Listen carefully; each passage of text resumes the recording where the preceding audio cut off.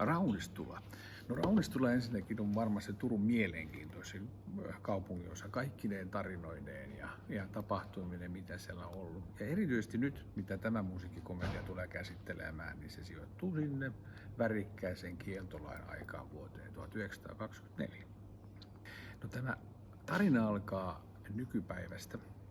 Nuori mies Petteri saa kirjeen rakennusvalvonnasta, että nyt vanha mummola puretaan pois Raunistulan viimeisiä vanhoja rakennuksia. Ja niin hän menee sinne ja kuinka ollakaan, niin tapahtumat hänen tullessaan vyöryvätkin vuoteen 2024 ja hän tapaa ne kaikki henkilöt siellä.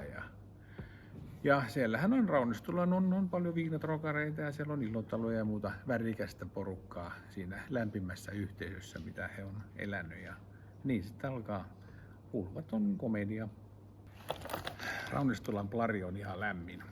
Se on nyt valmis ja kohta me aletaan työstämään sitä täällä. Ja kaikki katsojat, tervetuloa lämpimästi. Me yritetään viihdyttää teitä. Kerrotaan vähän paikallishistoriaa, mutta ennen kaikkea pidetään hauskaa ja vietetään hyvää iltaa turkulaisessa merkityksessä. Turkulaisessa seurassa. Tervetuloa kaikille.